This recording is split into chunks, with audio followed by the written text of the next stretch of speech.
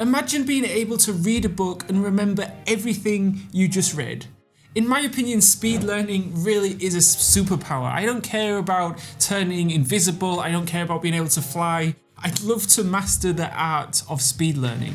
And Bill Gates is someone that I've been studying for a while. I'm really curious about how he learns because he's really good at being able to read a book and just absorb the information in it. But when researching about how he does it, he actually uses memorization strategies that anyone can use, that anyone can replicate to help them process and retain information significantly faster. So these are the exact speed learning strategies that I'm going to go through in this video, starting with my favorite, compound learning. So compound learning is the equivalent of compound interest, right? So with compound interest, you have your money work for you. Well, compound learning is where you have your knowledge work for you, where your knowledge grows slowly at first, but eventually it grows at an exponential rate. And this is exactly what Bill Gates takes advantage of when he's learning. But what's interesting is that he learns intentionally and consistently for just 1 hour every day. So he spends an hour reading every day and finishes around 50 books a year. Gates told the New York Times that reading is one of the chief ways that I learn and has been since I was a kid. And it's like many of us think that we don't have 1 hour a day to just learn. But if Bill Gates, one of the world's wealthiest people, can find 1 hour during the day to learn, then I think so can we, right? So that knowledge that he absorbs every single day through his 1 year of reading compounds into exponential learning. And this is more important than ever as there's going to be new knowledge and more inventions and more kind of technological breakthroughs in the next 5 to 10 years than the last 200 years combined. Gerd Leonhard, who's a German futurist and author, explains it perfectly. That's because our science is so powerful, inventing quantum computing, artificial intelligence, genetic engineering, all in the next 10 years.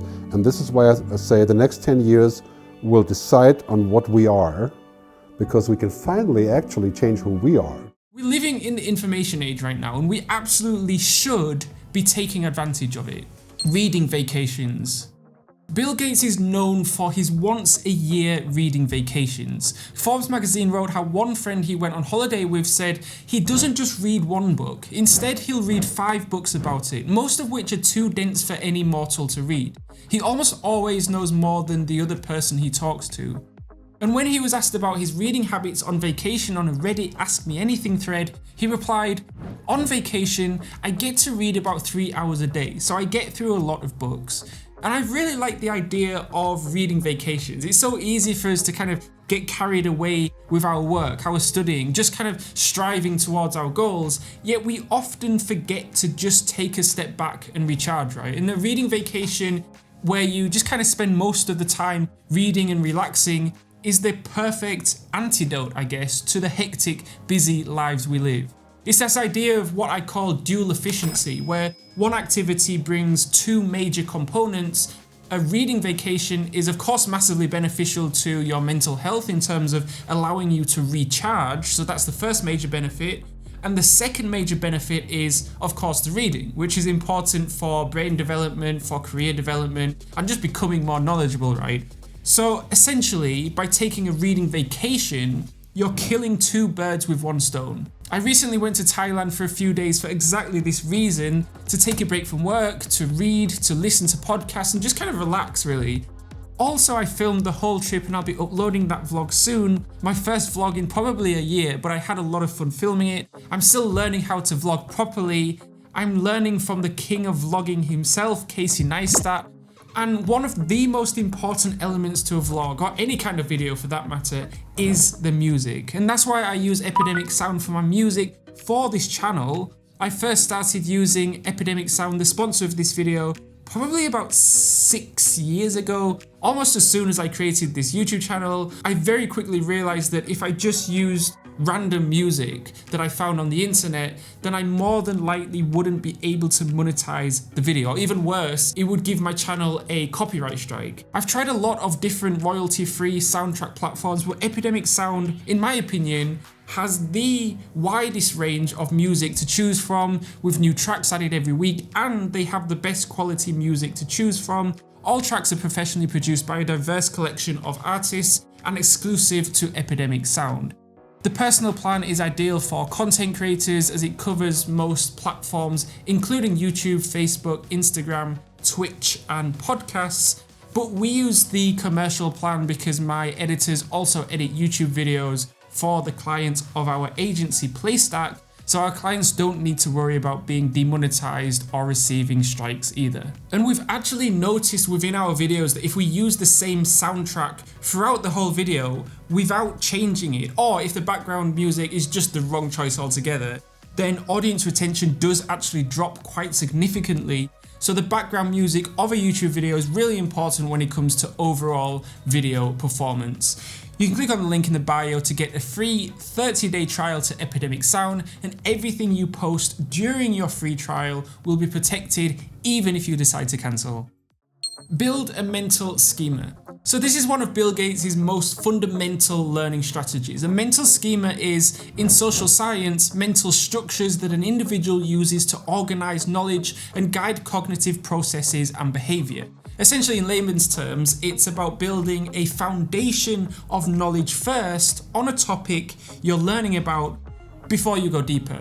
The key to overcoming this challenge so that knowledge sticks, he insists, is to build a mental schematic of the big picture, a sense of how all these bits of knowledge fit together. He uses the metaphor of a chess grandmaster to explain that a mental framework helps learners remember more and reach mastery faster.